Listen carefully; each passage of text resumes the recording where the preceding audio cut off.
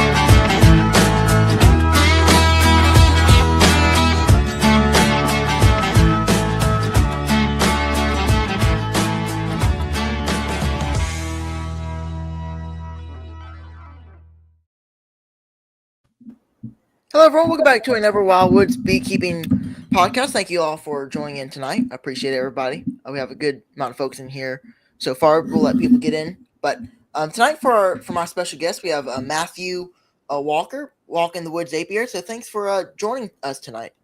Oh, thanks for having me. Absolutely. So before we get into questions, and by the way, for folks in chat, you can put questions in the chat. We'll get that in a little bit. We'll answer those. My first question, which I always ask every beekeeper on my live stream, is, if you would just briefly share with us a little bit about you and kind of how you got into beekeeping. Yeah, I got into bees in 2017. I had just moved to the area and I was just looking for kind of a summer job. And there's an apiary, commercial apiary down the road, Sleeping Bear Apiaries.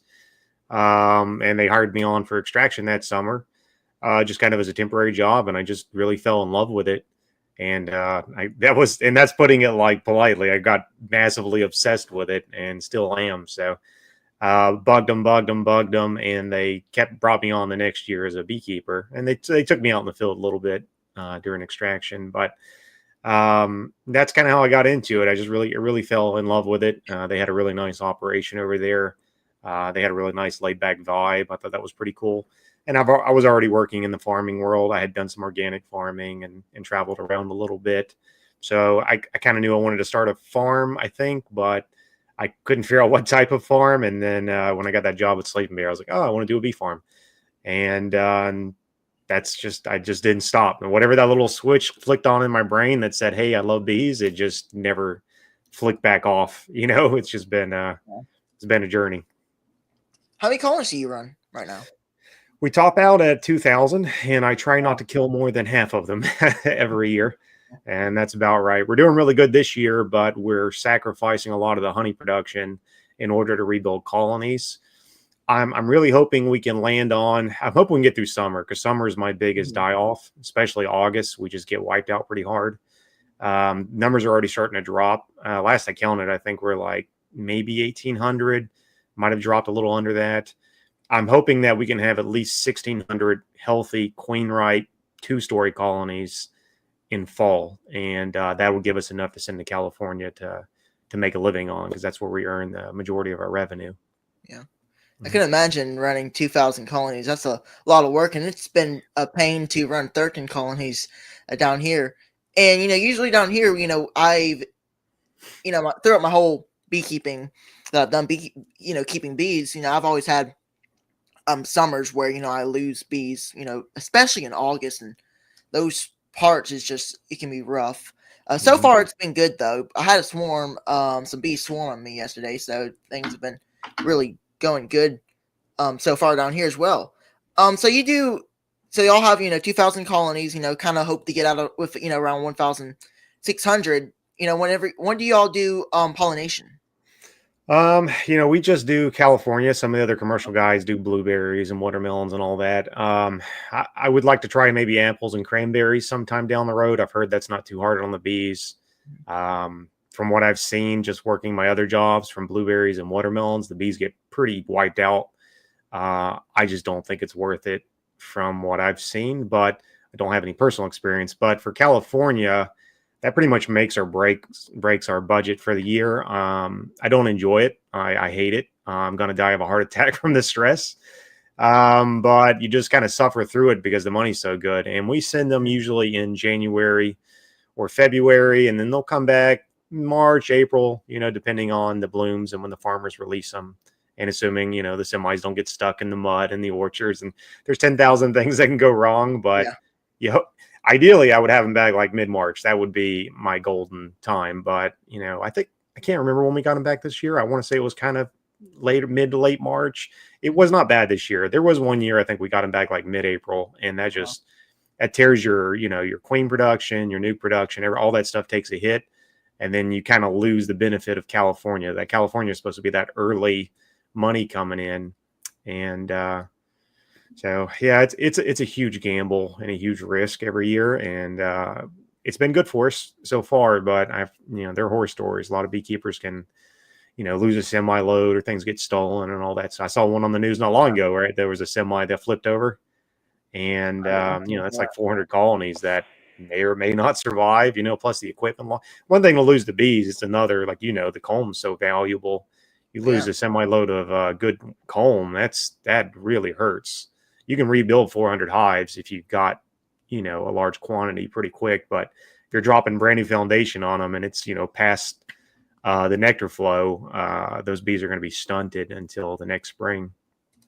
Yeah, absolutely. I've seen that story about that semi flipping over a while back. I know it's probably a lot of work too doing that. I've seen beekeepers, vlogging their stuff going on, on YouTube, and it's probably a lot of work, but it's very interesting to watch. So let's see. My next topic is going to be, what is going to be your goal for the rest of this year? Again, the 1,600 number is kind of what we're shooting for. We've never been able to hold on to that many colonies come spring. I mean, not spring, but come fall. And, we'll lose some in fall and winter, but usually if the hive can make it to fall and isn't too light as far as, food stores go, as long as the queens are relatively young and the mites, of course, are, at really low numbers. We don't lose that many here. Just being in Florida, we don't really have a winter. And even you being in Southern Alabama, you probably don't have much of one either. Although we had that freak snow this winter and people were freaking out. I was freaking out. Yeah. And my hives were covered in snow, and I thought I was going to lose everything, and they were fine. And you're not used to it down here in the South. Yeah. But that's the main goal. We're going to start extracting honey, I hope, here in a couple of days. Running a little behind the other guys pulling honey, but my wax separating machine's been broken for several weeks, and we need that to kind of filter the honey to get all the wax and all that stuff out of there, and it just speeds up the process a lot. So I think we just fixed it the other day, and we'll just pull honey, but it doesn't look like a big crop, to be honest, from what we're seeing. And we pretty much dropped deep boxes of foundation as honey supers on all the colonies. So it takes so much for those bees to draw up that much. That it's going to eat into your honey crop on top of it. But it's just we've been running behind this year, like we always are. It's just the way it is. Yeah, absolutely. When you're talking about the snow, I don't know how much we got like 5 inches or something like that. It was a good amount of snow, 3 inches, 5 inches, somewhere between that. But whenever the weather people kind of was talking about snow or whatever, I thought, it was just nothing really to it, because, there's times where they've probably done, they've say that, but, it's just some flakes or whatever, but they were right. It was a good amount of it too. It was, yeah. Jack Dennett says we had snow in Wyoming yesterday. That's crazy. Yeah, in June.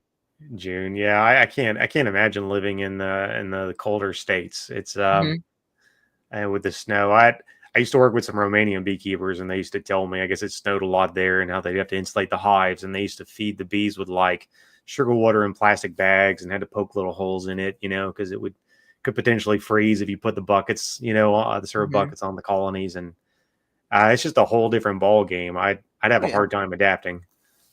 yeah. Because like right now we're in 90-degree weather. Thinking um in Wyoming it's snowing. That must be really tough for those beekeepers up there having to deal with that. And I always wonder if states like that, if they have snow still right now, when is it spring there, or is it summer and there's snow? Yeah, I don't know. I How guess those the seasons seasons work. are definitely off there. We Yeah. just I just sent a package of bees to Utah this morning in the post office, and I'm like, man, with the heat over here, and I'm like, Utah's probably a little bit chillier.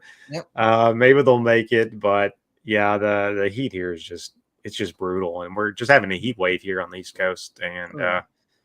it seems like every year it's like record high temps, and I'm like, Mhm. can we just have some record low temps a little bit during the summer? I don't need Yeah. snow, but can we just keep it under triple digit heat? That would be really Yeah. nice. It's been extremely hot throughout, down here as well. We were kind of talking about a little bit before, when we got on live stream. I actually recently we bought a ventilated suit just to upgrade because my old suit was getting really old and dirty. Still good suit, but kind of time to upgrade. So got a ventilated suit. Came out of the bee yard a couple days ago, a day before yesterday, or actually it was yesterday, Sunday, and was soaking wet out there, and was really only out there for like 30-45 minutes doing stuff. So Yeah. yeah, it's been really hot. I don't know I how people down here. I've seen some people without the ventilated suits, and I'm Yeah, just like, how are you guys alive? Like that's like wearing a jacket. Some people were like, oh, we're wearing a bee suit's kind of like wearing a jacket in the summer. And I'm like, yeah, but if it's ventilated and is clean, yeah, not as much. But those guys that had that solid suit, I'm like, dude, yeah. you're wearing like a hoodie in 100-degree heat. Yeah, that's the one I wore like a full suit, no Yeah. ventilation. The only ventilation was around here, Yeah, and then it was brutal going out there and really hot out there that's throughout tough. the past summers. So that was a really good upgrade for me. Hmm. So my next question is, do you still have a nectar flow, or I did don't that? think I don't think so. I think it's pretty much over. Mhm. I just went out, I think it was a day or two ago, and we were looking at one of our main honey yards. And the Chinese tallow, or some people call it popcorn, is one of our main last flows in my area, and it's all gone to seed. The blooms probably shriveled up a while back. I was just desperately trying to pick a little more, so I left the honey supers on. But I went out yesterday and I was like, all right, it's done, Matthew. Like just pull the honey. It's over. Mhm. I shook a few frames and there was a little bit of loose nectar, Mhm. but it was nothing substantial. So I think that's pretty much it for us. If you've got some good irrigated cotton yards around here, they have a lot more in Alabama than they do here in Florida or Mhm. Georgia. You can make like a cotton crop in the summer, but that's kind of like flipping a coin whether it's going to produce or not. And but that's kind of it for our natural wildflower flow. I think it's over. Yeah. Well, interesting. I'm really not 100% sure, but it seems like my bees are still bringing in a good amount of honey because Hmm. I went into there's still a whole bunch of open nectar still in the colony, so I found that pretty interesting. I'm just kind of watching it. Um not really good on flowers or whatever. So when people ask me a flower question about flowers specifically, I don't really have a good answer. Only thing I really know to tell them is that we have privet, tallow, and um that's about it. I mean, Uh, things that come to the top of my head. But we still do have a little bit of nectar coming in, which is pretty interesting. And I hope so, because yeah, it's going to yeah, take us probably a few weeks to get through all our honey. So if we can catch a little more, and you know what I found is it's always nice to pull honey when there's just a little nectar coming in because they're not going to rob so bad. Every time I try to yank it, like if we pull honey really late, like I think one year we were pulling it close to August or even in August, full on birth period, they were just robbing each other to death. Like there was one yard we wiped out like 75% of the yard to robbing. So if you can pull it a hair early, so long as it doesn't shoot your moisture content too high where the honey ferments, I find that kind of be the ideal time to pull honey. hmm my next question is, what made you decide to start vlogging your journey on YouTube? Um, I watched a lot, always watch the big guys, Bob Benny and Cameron Reynolds and Jose, what's it, Bees and all that stuff. And I always really liked their channel. And I wanted to kind of give my own perspective. I found also, if I'm being honest, a lot of the commercial channels were very like polished. They weren't really showing when they like wiped out half a yard or all the things that were Mhm. going bad. They do sometimes, but it. I was like, sometimes I was like, the operation doesn't run that smooth. I was like, it's a nightmare. Things go wrong all the time. You're constantly killing hives and doing stupid stuff. And I didn't feel like they showed that. So I wanted to show what I consider to be like the real side of beekeeping. So I make sure I film the mistakes that we make and the Yeah. challenges. And when I get ticked off or frustrated or, depressed about something, I kind of try to share all that because it's legitimate. I mean, I've worked for the other companies, so I know I'm not the only one doing these mistakes. They were doing it too. It's just they kind of don't always show that kind of stuff. And that was part of it. And honestly, too, I did it for advertising as well, to advertise our business. The business was only formed in 2018, so nobody really knew who I was. They didn't know who Walk in the Mhm. Woods Apiary is, and probably still not many people do. Yeah. But I was like, yeah, it could be kind of a good way to advertise and get our name out there. We were having a problem where I was producing more than I can sell, honestly. We were producing too many queen cells. They were hatching and dying. We had queens that were banked up for weeks sometimes because I couldn't move them or even use them myself. We had hundreds of nukes sitting out there in the yard. I couldn't sell them. And without like slashing the price to the point it wasn't even worth it. Mhm. And it was really aggravating for me because I was like, well, I have, all this potential profit sitting there and it's dying and I'm losing it. So that's one of the reasons I was like, maybe if we do the vlog, it'll kind of put us out on a larger, open my marketplace up, and it has like the business has been really good this year because of it. So I'm very grateful for that. Yeah. Jack and Net, beekeepers do stupid stuff. Who to think? Yeah, constantly. Yeah, and it's important to talk about the mistakes because that's how you learn. Like Mhm.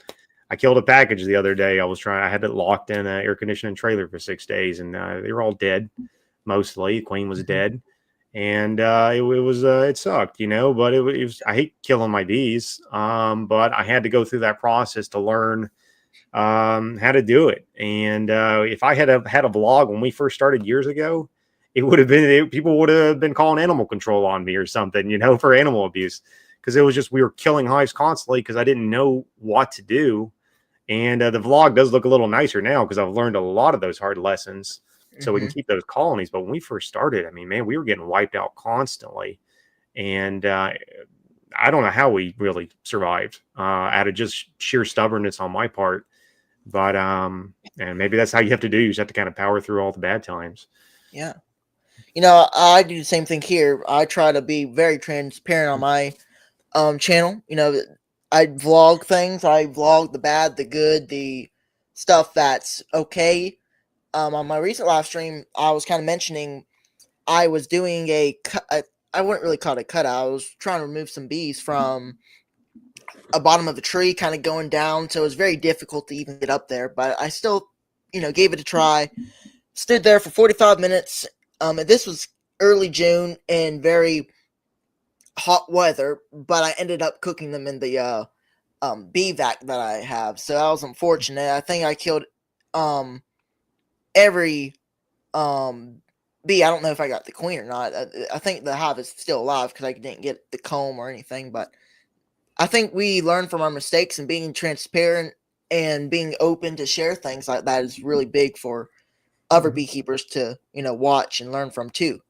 Yeah, Tim and Hen, that's right. Finally, an honest commercial beekeeper for what it's worth. Much respect. yeah. There's no reason not to be. I don't know. I think some of the commercial beekeepers I've met, and I'm not perfect either. The ego gets like way out of control. They're like, oh, I have all these hives. I'm like Superman, and I'm like, it is hard. I mean, it's commercial beekeeping is extremely difficult. I think it can go right up there with any of the most difficult jobs you can think of. But as soon as you get, and here's my thing: if I ever get a little cocky and I'm like, oh man, I'm awesome, I'm the best beekeeper in the world, that's usually the week where I've like killed half my yard or something. Like the Yeah. bees humble you as soon as you're like, I got this figured out, man, I got it. And then no, you don't. The bees are like, nah, we're going to do the exact opposite of, all of your years of experience that you've accumulated. We're going to do something, to throw you a curveball. So when that happens on like a regular basis, how can you not be a little more humble about it? So I, I'm still learning every day. Sometimes I'm like, I don't know how we have so many hives. I don't know how our business has done pretty well. I've just been really lucky, I think. And at the end of the day, and it's hard, man. Yeah. Yeah, absolutely. My next question slash topic is how do you manage your bees? Mite treatments, feeding, that type of stuff. Well, I know I'm not supposed to say this publicly, but I don't do alcohol washes very much anymore, and that's a bad beekeeper. I pretty much eyeball it. I can usually see the deformed wing virus. I can see the chewed cat brood. Of course, you can see the mites crawling around. I found a mite on one of my virgin queens that hatched in the incubator just a few days ago. That freaked me out. I've never seen a mite on a queen before, not a freshly hatched one. So I kind of eyeball it. I've kind of I'm pretty good enough about cracking a hive open, and you can almost like feel that there's something wrong. You don't know what it is. If I'm concerned about mites, I will do an alcohol wash. We mostly rely on amatraz-based products. That's how I'm going to put it. So legally, that would be Apivar. We have also dabbled with some oxalic and glycerin medications. I've done that for the past couple of years, although I haven't done a proper test for it, so I can't really vouch for it. We did just buy those oxalic strips. I haven't even opened the box yet. I think it was it for Roxanne. I've been Um, thinking about getting those sometime. yeah, I'm meaning to do a test for the vlog here. I just have not had time because I do want to do it proper. I do want to go do an alcohol wash before and after treatment. I do want to try to treat colonies with a different amount of strips, because my issue with those, from what I read the directions on the other day, it's like you've got to put multiple strips per hive. And when you're running a lot of hives, that's just not practical. When we were making the oxalic and glycerin medication, I was putting it on, it's not a Swedish sponge. It was a maximizer pad, I think is what it's called, some kind of recycled paper. And we could cut it in these rectangle pieces. It kind of looked like an old piece of carpet or something. And you could kind of just crack a double deep in half and throw the sucker in there like a Frisbee. And that was good enough. And it was supposed to be active for two months, maybe a little longer. But the problem is when you're mixing medications yourself is it's difficult to know if you're applying the right dosage. You can kind of weigh all the ingredients separately and kind of parse out how much, in that example, like how much oxalic acid is actually in those sponges. But it's still kind of tough, especially if you're trying to make like 2,000 of those. Are you going to sit and weigh every individual, treatment piece? Probably not. So that I also didn't like the oxalic glycerin just because it rusts your excluders. It oxidizes them if you have metal excluders. So we bought a bunch of metal excluders and it just started rusting through them. So that was a problem. But yeah, that's pretty much it. We mostly rely on just amatraz-based medications, so to get us through, and then I supplement with oxalic-based medications. And we used to do vaporized oxalic when we had like 100 colonies, but once we got past that, it just wasn't realistic for us to use vaporized oxalic acid anymore, because you've got to treat them. What is it, like every 3 to 5 days or something for like several weeks, and even then the results are kind of iffy. Yeah. It's just not practical for us because we get to our bee yards, if we're lucky, once a month. So whatever I treat with has got to get me through to that next month. There's no coming back and like, oh, let me gas this hive in 3 more days. No, I'll be back in 4 to 8 weeks is what I tell the hives when I leave, depending on my schedule. And then we feed high fructose corn syrup. That freaks some people out for some reason. I know some of the hobby beekeepers in the area think I'm poisoning the hives or something, but I promise high fructose corn syrup is fine. It's not as good as cane sugar, and of course it's not as good as fresh nectar. Bees do great on it. I wouldn't be sending semi-loads to California if it was toxic. And we usually order semi-loads of that, a couple semis a year. And we feed them anywhere from like a 2 parts water to 1 part sugar if we want real thin, or we'll do a 1-to-1, or we'll do a 2 part sugar to 1 part water. We're trying to put weight on them, if that answers your question. That was a long answer. That's good. DC says, yeah, I did notice the metal excluders. I don't use strips while I have excluders on. When they come off, the strips go back on. Mm-hmm. Yeah, that's reasonable. The advantage of the oxalic is you can treat during a honey flow, and that's the main advantage of that to me. So otherwise, I would just stick with something a little stronger. But yeah, during the honey flow, you definitely want to say like organic. So I don't know. When I use the maximizer pads, I did just try throwing them on we use 4-way pallets, and I would put them on the solid bottom board of the pallet. And the bee still crawled across them, but I never felt as good because I've like thrown an apivar or something in the bottom of the hive, Mm-hmm. if it's raining or I'm in a rush or whatever, lazy. And instead of sticking them down in the brood nest, and I never do get the kill if I don't apply the medicine in the right place, although it is better than nothing. That's kind of where I was a little torn with the oxalic pads. Yeah. Whenever you're talking about whenever you don't do much alcohol washes, I'm kind of the same. I used to do a decent amount of them, but since I've kind of got a little bit bigger of my operation, I haven't really done it as much. I usually just eyeball it as well. And it's kind of interesting though. The last two beekeepers, including you, that I got on, kind of had the same take. Just not doing as many washes. I kind of found that kind of interesting because that's kind of what I do. Yeah. It's a lot of time and work to do it. Yeah. And yeah, and I'll be when I first got into beekeeping, I thought that was the most heartless thing you could do. I was like, I got to take these bees and like just straight murder them in rubbing alcohol. I felt so bad. I was like, this is torture. I'm not doing it. And I remember arguing with Kirk, my old boss. I was like, man, I don't want to do this. This is terrible. And he's like, it's for the greater good. Trust me. And I was like, no, this guy's terrible. I'm not doing it. And eventually I got over it because it is for the greater good to actually know. And a couple of years ago, I was doing it pretty religiously, and I think I would sample like 10% of the yard. And what I would do is I would take a little pencil and I would write down, okay, 10 mites, write that date. And I would kind of use those because we were trying all different medications at the time. So I would come back and just write on the hive as the mites would go down or up, depending on what medication I was using and how effective it was. So yeah, and then I'll be honest, it's just so time consuming that I'm willing to take the risk of mites skyrocketing to save myself that time and headache of doing it. And that's just the truth.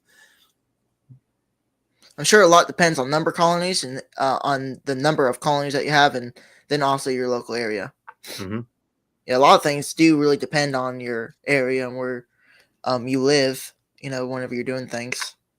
Yeah, that is one bad side about being here in the South, because we have basically a 24/7 growing season, more or less all year round. So yeah, your mites are growing. Mites are growing in December. They're growing in January. The only time I think the mites kind of stop growing is in August when that big dearth hits. And then because at least for me, we have like almost zero pollen, and that's the only time I see a brood break. Maybe around the winter solstice, and even that, I still usually have at least a small patch of brood. And we're rarely broodless at any point in the year, which means we're never miteless.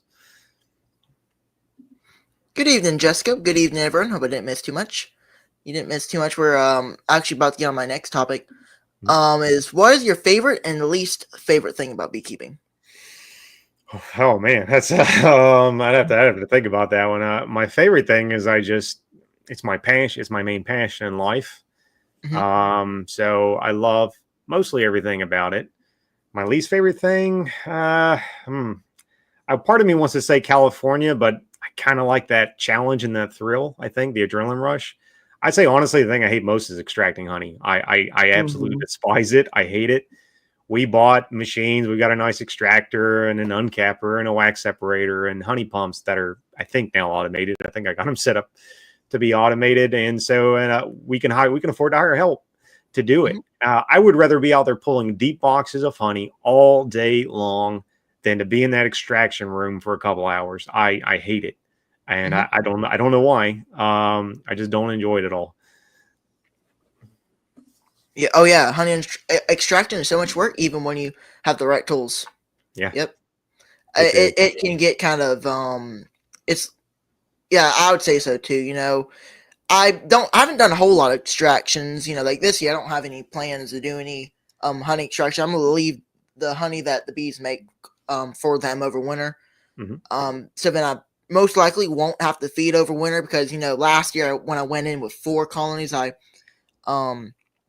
didn't leave any supers on. I extracted every single super or anything, but this year I'm kind of taking a different approach. I'm going to leave them some honey and not really worry about extracting this year, and then leave it on there. And then next year we'll see kind of what we can do. Yep. My next question is kind of related to this, but what are some things you learned in your beekeeping career? Bees die really easy. Mm-hmm. And you can make a lot of money pretty quickly and not actually have any of it in your bank accounts. Yeah. You can get a 6-figure check from California and then it's gone. You make a few phone calls. Oh, I need a few boxes. I need a few lids. I need some Aprivar. I need whatever, syrup truck. And it's just like, what do I have left? I'm like, Mm-hmm. you start looking at those, driving by and seeing like McDonald's are paying $15 an hour or something to flip burgers. And you're like, that's not looking so bad Yeah. sometimes. And you never get a day off at least at a certain scale. At our scale, it's you work every day. They're every day, and you work it in the evening. And now, especially if you're doing YouTube and stuff, of course, you've always got footage to edit, and Yeah. you start selling it to the public. You're going to be getting phone calls and then at midnight asking about a nuke or asking about a queen because their queen died and they're freaking out and they can't sleep, and now you can't sleep because they're asking you about a queen. And Yeah. it's a lifestyle at a certain scale, and if that's not the kind of life you want to live, don't get into commercial beekeeping. Mm-hmm. I inherited my colonies from a very close friend that passed away. They've really helped me with the grieving process. Yeah, they are very therapeutic. When we first got our first hives, I used to just sit and watch them fly in and out of the Mm-hmm. box. And I think a lot of beekeepers will love it. And there's something very calming about it and peaceful about it.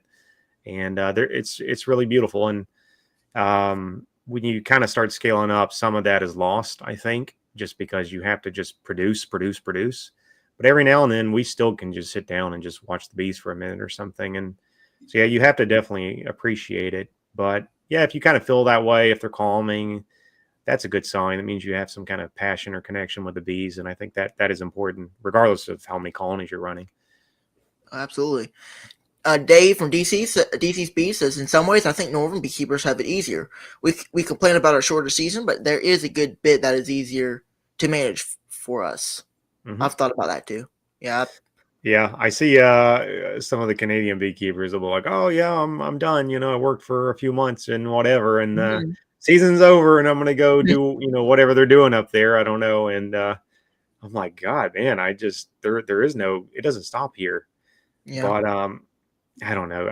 I guess you could set your own pace to a degree too. I mean, maybe you don't have to work every day. Maybe I'm just addicted to beekeeping and I can't Yeah. stop. I don't know. Yeah. Absolutely. If anybody has any questions, feel free to put them in there. I have a couple of questions real quick. I pretty much went through all my pre-planned questions, so that's good.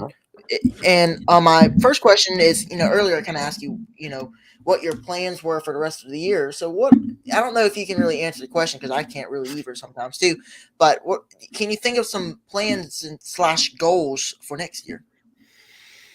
Well, honestly, our main focus right now is we're trying to move to Tennessee for next year. Mhm. So that's kind of my main focus. And probably move the operation with us. So we're kind of looking into buying a house and trying to figure out how to transport all of these hives and all the equipment and Wow. everything out of state and not cripple the business too bad. So that's kind of my Mhm. main thing. Outside of that, we're just trying to get into the package business. So, like I said, we shipped a couple packages today for the first time. I sent one to Utah and one to Tennessee, and I've made a couple test packages that, if you watch the vlog, didn't turn out very good. But I'm learning. So I hope to get into packages a little more, and I hope to expand our queen program. That's my main focus for the business, is just to keep growing the queen business, because that's been it's been a really good revenue stream for us. And I've kind of learned that if you can make a queen, you can sell it at a Yeah. certain point. So that's been really nice. So I think there's a lot of opportunities for that, for growth. And I guess a big thing that infrastructure wise is we need a comb room because we've known we were gonna move for a while. We haven't really been building barns or anything on the property, and we've outgrown like the couple tiny little barns that I have here. So we need to build like a really nice comb room, that we can insulate it and fumigate it, and keep the comb protected, because that's the biggest weak spot of my business is I don't have storage, and any comb that's not on a colony is basically lost. That's why it's so important for us to keep our colony numbers up, because I'm also keeping my comb up. Some other beekeepers, they've got nice barns and they can store their comb if they have a dead out. And for me now, I got to stack it. If the hive can't handle it, then the comb's lost. And that's just, I don't even want to think about how much money I'm losing in production by losing that comb every year. And it forces us to do every honey flow in the spring with foundation to just kind of build back that comb that we've lost. So that's a big goal for us. Dave says, Matthew, are you planning on moving to colonies over the winter so that you can be set for spring? Yeah, kind of. The goal is to, and this is all, my goal, what real life's going to hand me, I don't know yet. The goal is to send them when they're in California. So we're trying to get as many. That's why we're sacrificing the honey crop this year ish, to try to keep the colonies alive so we can send as many as possible to California. We send about 408, maybe 458 colonies, depending whether it's a double deep or hive and a half to a semi load. So I kind of need multiples of 400 that are going to be 8+ frame populations to go to California. So as much I budget for California because you're making a profit off those hives. So it's okay if you're spending $20,000 to send a semi to California and back, which is, a little bit on the high end, but it is possible depending on diesel prices. That's 20,000 to send 400 hives around. That's budgeted in California because I'm kind of taking that out of the profit that I know I'm going to receive from the pollination contract, and I can ship them to Tennessee without incurring any more shipping expenses, if that makes sense. The shipping expense is already budgeted. Whereas if those colonies come back here to Florida and I send them up to Tennessee, I'm going to have to sell a kidney or two to pay to move them up there. And then I'm still going to have to get some semis in here just to move all the boxes and the shells and all that stuff that we have. So yeah, California is the way to go if everything works out. I'm pretty stressed out about it already, and we're not even there yet. So we're working on it. Yeah. So you're gonna be moving your operation to Tennessee. So do you think that will be, your bees will feel a difference with that, change? I'm sure it's not too different, but I know Tennessee is a little bit more north, so I know it might be a little bit cooler. Yeah, I'm really worried about that. Yeah, So I know I've they do get a spoken. little bit snow, a little bit too, a little more than we Yeah, do. it depends on where, and we're open to like the whole state. I'm not. It doesn't have to be east or west or whatever. We're just looking. We're looking for like a log wood cabin style, kind of out in the Yeah. woods kind of thing, up in the mountains. But we'll see what we can get. You can't be too picky forever. Mhm. I have not spoken to the Tennessee state bees because we were juggling between North Carolina and Tennessee. I did speak to the North Carolina beekeeper, bee inspector last year, and he said it's not a substantial difference as far as the season goes. I've been watching the temperature over there in Tennessee, and generally, it seems it's only about a 10-degree difference. I was speaking to our realtor. We went up there last week to go look at houses, and when I was speaking to the realtor, he said they get like one good snow a year. So from what I've been able to gather, there won't be a substantial difference. But it's one of those Mhm. things like you're not going to know until you're in it, and at that point, I'm living there, so I'm just going to have to Yeah. adapt. So Yeah.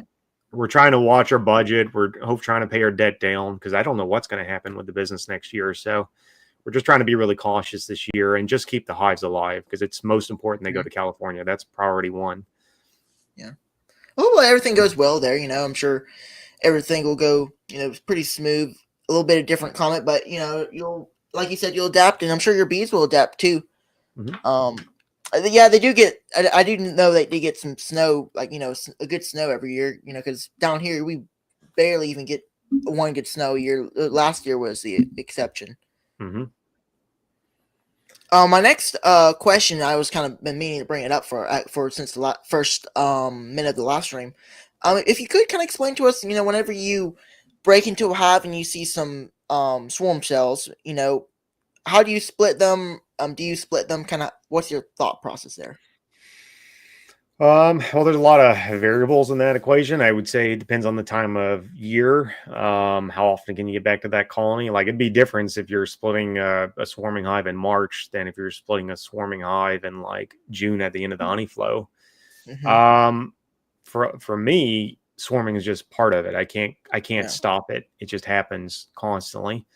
So I just kind of roll with it. And what we do, we raise our own queens, we raise cells. So I always bring out like 100 queen cells every day with me, more or less, to the bee yard and an incubator, so we can kind of patch up those if they have swarmed, or maybe mated queens.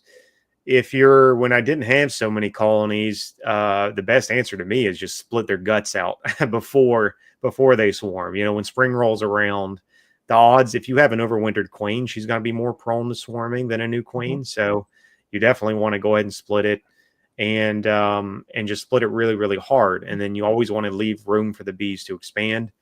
A general rule of thumb is to in a growth season, like if we're talking in spring, is to never let the bees have more than like about 20% of empty space in the hive.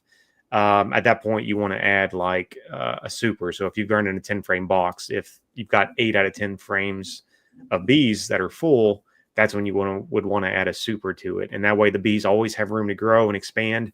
In my opinion, it's just my opinion, once that swarming impulse has begun, you're never going to stop it. Doesn't matter. Mm-hmm. There's a swarm cell there, it's going to swarm. If you split it down to a frame, it's going to swarm. If you cut out the cells, they're going to probably remake them. I have not found a way to stop it. The only thing I could possibly think of, and I'll be honest, I haven't done it that I can think of recently, is just to snatch the old queen out of there if they haven't left already. Because at Mm-hmm. least there, it's going to put them in a queenless state, which might reduce the swarming impulse. And then you're going to have those virgins hatch from the cells. And if you're lucky, maybe instead of swarming, she'll be more likely just to stay in that colony and the older bees won't leave. That's the only thing I can really think of. Yeah. I actually had one swarm on me yesterday. It was actually a split that I made a month ago, and they got really really strong, and I was inspecting them. Still a very very strong colony, and they have their queen cells in there, so I'll let them requeen themselves. The swarm, if it was in a lower branch, I would have tried to get them, but they're in too high of a branch. So I'll just let them go on their merry way, find themselves a new home. Maybe they'll go somewhere nearby. Maybe one of my swarm traps, like if I'm lucky. Yeah, But it's just natural what happens, They'll if they sometimes they just want to leave, they're gonna leave. that's it. It's hard you have to preempt that impulse. It's just once the impulse is there, it's very difficult to remove. I'll tell you, actually, I can think of a little exception, and it just happened in the last, I don't know, couple of weeks or something. We run those 3-frame mini styrofoam nukes to make the majority of our queens. So they swarm, well, they abscond all the time. And one of them we caught one of them. The bees were just starting to bowl out of the entrance. I don't know if it was swarming or absconding. Usually the minis abscond over swarming. And those little styrofoam minis, they have these tiny little plastic queen excluders that go over the entrance of the mating nuke. And, we're like, let's just see if we can't throw that. It's a queen excluder, basically. Let's throw that queen excluder over the entrance of the mini. And a lot of the workers had left. We had no idea if the queen was in there or not. I wasn't going to open it because they would sure as heck fly off. So we put the queen excluder at the entrance, and the bees kept flying away to a certain point. And we came back and checked on it later that day. We were out there gauging queens, so we could keep an eye on it. The bees that had swarmed out swarmed back in and went back into the mini. And then we finally did open it up. The queen was still there. Mm-hmm. And then we removed the queen excluder, and they no longer seem to have that desire to swarm or abscond. I don't know if they would have done it, the next day or something or later. I couldn't tell you. I think we caged that queen right away because she was ready. But that maybe that could work. I don't know. It's a one-off thing. I just kind of saw for the first time. Mm-hmm. Jessica says bought a ventilated suit last year. Best thing I could ever purchase for this time of year. Upper 90s into the hundreds in Virginia this year. Summer showed up in full force. Wow, that's crazy. Uh-huh. Yeah, it's not even. I don't think we've hit 100 here in Florida yet. So that's what I was saying. I saw in the news they were having like some crazy high heat waves up there. Yeah, they've been. That's crazy. I always think of Virginia as being kind of mild. That's Mhm. rough. My girls are working. I thought the flow was over, but I guess not. That's good. Anyway, I was Yeah. talking about it earlier. My bees seem to still be bringing in a nectar too, so I'm just still monitoring them and seeing kind of if they continue bringing in some nectar. They're packing boxes full. I'm actually having to kind of start, thinking about my bees putting too much nectar in the brood nest.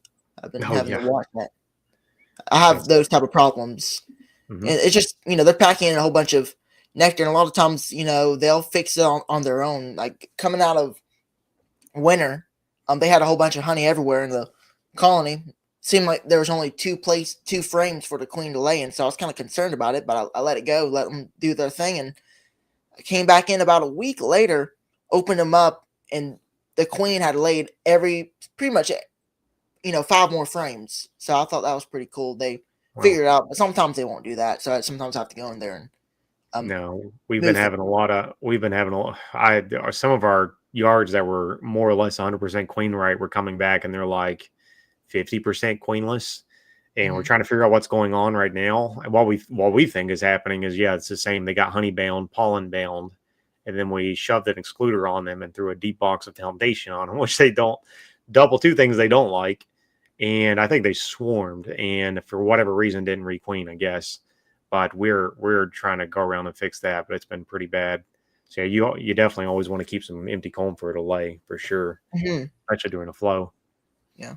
I've sometimes had to do frame manipulation, manage those frames, take frames out. A lot of times, what I used to do, and I don't really do it as much, but just put frames out, let the whole bees rob it if they have too much. Put Hmm. it out if I have a drawing frame or foundation, put it right in the middle of the brood box, so then maybe because that's where the queen will be most likely to lay. So that's Hmm. what I'll do sometimes. I haven't had a huge problem, but I'm still having to just to kind of watch over it, make sure it don't get out of control.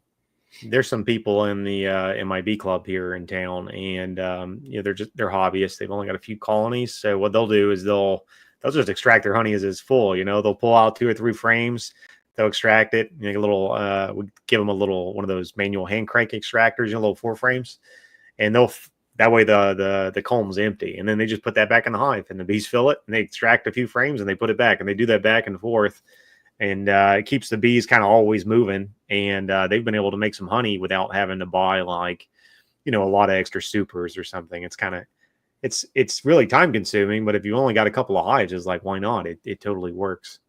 Mm-hmm. Absolutely. Mhm. Well, if anybody has any more questions, feel free to put them in there. We'll go for about 13 more minutes. I usually go for an hour, so we'll wrap it up here soon. We've already gone for 47 minutes, which is really crazy because it really don't feel that long. No, Um, I did put no, your your channel link, so once we're over, people can when they check out, make sure to go to his channel and subscribe. If you haven't, I think most people are subscribed to you though. I enjoy watching it. I try to watch videos of you because you're honest and give good takes on things. Really enjoy your channel, so keep thanks. doing that. If y'all would please make sure to click the thumbs up button on this live stream. That's always appreciated as well. My next question for you is this is just kind of on top of my head that I kind of was thinking is, whenever you do have your flows, spring, fall, what are your main flows in Florida? If you're lucky, and we're partially lucky, you can get tie. That's the first flow of the year. That usually occurs when the bees are in California, so a lot of the commercial guys miss that stuff. I can't remember off the top of my head. I want to say it's like January, February, around that time. Maybe it is February. It's usually like seems like right about when you're shipping, which is January, February, and then it burst open. Um, Usually, if you have a lot of spring tie, you also have a lot of bears.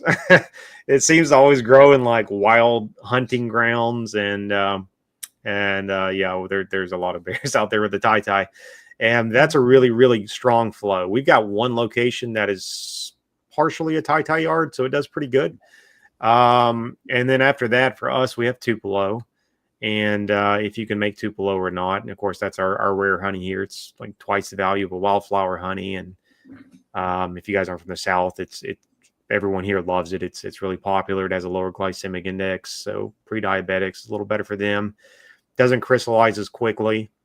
You should send it off to a lab to have it analyzed, and it's got to be at least 51% Tupelo, I believe, to legally sell as Tupelo.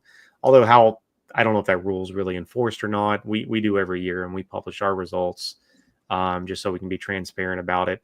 Some people are purists and they'll go, I only want Tupelo that's 70, 80%, and our Tupelo will be 64%. They're like, oh, that's not real Tupelo, but it's a buyer's choice, I guess. And after that, usually right after we pull Tupelo, wildflowers like right on behind it, and usually privet's usually blooming with Tupelo. So you have to snatch your Tupelo off before the privet starts. And of course, you've got gallberry right around that same time. That's a big float in our area. Gallberry honey is really nice. When I say like wildflower honey, it's usually privet and gallberry and Chinese tallow. I'm sure there's some other ones, but those are my main ones. And then, and that's mostly it. Again, unless you're lucky enough to get cotton honey, which most people don't eat it. Most people use it to just grow their bees, draw foundation out on it. On a good year, a hive can draw a deep box of foundation and plug it out. On a bad year, they don't do anything at all. The poor bees get sprayed on the fields. And last year, I'm not sure. I think we made a tiny bit of goldenrod honey in some locations. And I only know that because the wax was like a really dark yellow. And the goldenrod was blooming around in the same location. But we did have a little bit of foundation drawing and a little bit of honey, but I was also feeding them syrup. So it was hard to tell exactly what it was. And that's really it that I can think of off the top of my head. I know some guys that are really big into honey, they'll move their hives around and target all these different flows. We don't. We plop our hives down when they come back from California in a yard, and they stay there until next California. I hate moving bees. It's not my thing. I'm a bad commercial beekeeper for that. But I like sleeping in my bed, not in the bee yard, not in the truck, and I like being home when it gets dark. But we give up a lot of revenue by not moving the hives. But I don't care. I'm happier. And but yeah, that's kind of it as far as honey production. Yeah. Exit Gardens has a question. Thanks for everybody around here in the chat too. So we're kind of answering and down there in the chat. But yes, do y'all live near a lot of flowers? I've had to feed my bees a lot this year because I live in Virginia near the water, and we are around marshes, so not many flowers. Myself personally, yeah. We have pollen. We have not nectar coming in all the time. Again, to me, it seems like a bad honey year. I've seen other people saying it's the best honey year they ever had. So we won't start pulling until a couple of days, so I won't know. But my gut tells me we didn't make what I'm hoping we would make.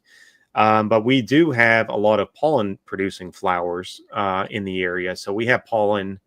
Like I said, I think in my area year round minus August, and that's when our dearth is. And that's why we can pretty much stimulate our bees with corn syrup, thin corn syrup, and give them like a trickle feed all year round. And the warm temperatures and the protein coming in from the pollen can allow us to grow. And yeah. Yeah. See here. So, in fall, we'll have we have goldenrod. That's one of our big flows that, once we get, I think we're probably getting ready to wind down. We still have a little bit of nectar coming on, and like I've kind of mentioned, but I'm pretty sure it's kind of getting probably a week away just from really starting to wind down, and we'll get into our normal dearth. We'll have to battle that, but then usually late August into September, just depends really. Each year we'll get our goldenrod, which is our big flower in fall. Sometimes it hits good, sometimes it don't. So you can't always rely on it. Sometimes you just got to feed during that time, which I'll do. And if you still have honey left on from spring, that's a really good beneficial for me too. That's why I'm leaving my supers on, and not extracting them. If anybody has more questions, feel free to put them in there. We'll try to get some late questions if there's any in there. But we'll kind of get ready to wind it down. We've already gone 54 minutes. Thank you all for joining in. It's been really fun. A very fun chat. Thanks for joining in tonight. It's been a very good thing. We'll continue going on just a little bit more, but I really do appreciate people who kind of join on and support. We do these I do these every night, every Monday night at 7 p.m. Central, 8 p.m. Eastern, and try to get good guests on like yourself and a lot of people. Wow, that's a lot. Yeah. Yeah, I know you did, Courtney, and I apologize too. I know you had invited me to come on, like, what was it, back in March, I think? It was I think we were still trying to get ready we were splitting or something. I think That's it was right. like Y'all were right. splitting. Yeah, it was like super chaotic, and yeah, now things should start winding down for us a little bit. I think at least once we get through honey, we'll be able to take a breath. So yeah, I appreciate you having me on. I'm sorry I had to wait so long to do it. You know, running 2,000 halves, you know, takes a lot of work to do it and a lot of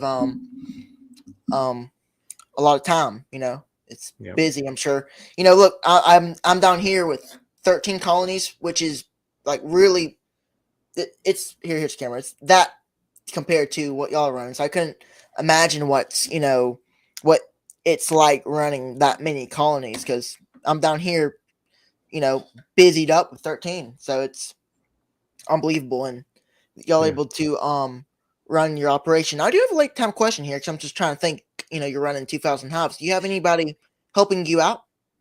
So my wife started working for it the last 2 years. It was just me mostly. We had a lady helped with sales, and my wife would help on the weekends. My wife is now working full time for the business this year because I was going to die. I was like, either you come on and help me, or we hire a stranger. And my wife's as good of a beekeeper as I am. She's had to listen to me yammer on about it at dinner, you know, for the last close to a decade, I guess. And then we've got like 3 part-timers. A couple of them mostly do the markets for us. We do like a market down in Panama City Beach every weekend. They set up our stand and run that. And one of those market people also, they're just kind of coming into the bees. They're new to bees, but they're building my equipment during the day, like assembling all the new boxes we bought. And we're going to try to teach her to help us to run the queen program, because it's just getting too difficult for my wife and I to manage that with all the colonies being spread out in all the outside bee yards, because we keep all the mating nukes here on the farm. And we also have a lady that helped us last year. She helps us graft every weekend because we try to keep cells coming year round. Basically, we can't let it up. So yeah, I'm kind of at the point I almost would like an extra full-time pair of hands, but with us trying to move, I didn't want to have to hire somebody and then you know, teach them and then leave. And it you know, it takes so long to learn. And even if somebody has experience, there's so many ways to keep bees. I still have to teach them my way to keep bees. And so we just kept the part-timers around, which has still been a huge help. I mean, again, you know, a couple of years ago, it was just me, and it was horrible. Hives were dying left and right. I was losing my mind. I was like having mental breakdowns, I felt like, on a daily basis. Don't try to run 2,000 hives by yourself unless you're really extra crazy. Running 2,000 with help is still a little crazy. But you know, I survived. I made it, and it makes me appreciate the help I have so much more. The employees that we have, man, they're worth their weight in gold to me, because I know what it's like when they're not here. So I want to keep them happy. If they want an extra fan, or they want to take a long lunch break or what, I'm like, just take it, just have it. Don't worry. Take a bottle of honey home with you, please. Just come back tomorrow, you know? Yeah. And that's it. Matt, are you happy with the pressure treated boxes so far? I love them. I think they're beautiful. Some people told me they're ugly, which hurts my feelings. Some people like to paint them, but like structurally, they're fantastic. The ones we pressure treated last year look the same as the ones that we pressure treated, you know, here just a few months ago. For me, it's the way to go. I mean, I don't know how long they're going to hold up for, but I love it. I recommend it. Absolutely. You know, durability is the best, is the big thing whenever you have equipment. Look, the bees don't really care how bad it looks, you know, but as long as it's durable. And I think it's really us that really care about how our equipment looks, I think. It is. Yeah, I like to drive by. You know, we have a few yards where we've dumped a lot of the new boxes we bought this year, and I'm like, oh, that yard's so beautiful. And the next yard I go, and it's got like fist-size holes, you know, frames are breaking other years. And I'm like, oh, man, next year, you know, we'll play some next year. But You just can't budget to replace everything. It's a Oh yeah. process.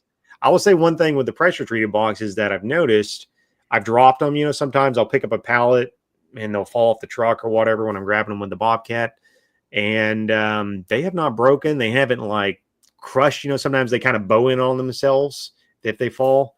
They seem more structurally sound than when we were running just like the plain painted pine, for sure. So I think it's a worthwhile investment. Yeah. Well, thank you all for joining in tonight. Really appreciate the support, and thank you, Matthew, for joining in tonight. This has been a great chat. I really enjoyed talking with you, and I have your channel link in the description below. So when we get done with this, make sure to check his channel out if you haven't already. Thank you for joining tonight. Really appreciate Yeah. it. Yeah, thanks for having me, man. I really enjoyed it. Yeah, hour flies by in no time. I Yeah, could it talk for does. two more hours, but I have to shut up. That's my problem. Just stop Yeah, talking. yeah, yeah, absolutely. That's what bees do to you. Whenever you really love talking about bees, time flies by whenever you're talking about them. There's one time where you look at the clock, it says, 10 minutes. Seems like, yeah, it's going to be a really long time till we get done. But then when you look at it again, it's an hour. So, Yeah, yeah, that's thank you it. Yeah. all for watching. Please go ahead and click the thumbs up button on here. Subscribe if you are new watching. We do these every Monday night. Not every single Monday night, but I try to do it every single Monday night. As long as, if there's a holiday on Mondays, which there's a lot of times, I'll not do it. But thank you all for watching. Click the thumbs up button. Check out Matt's channel if you haven't already. Subscribe. Turn the notification there as well. Thank you all for watching. We'll catch you next Thanks. time.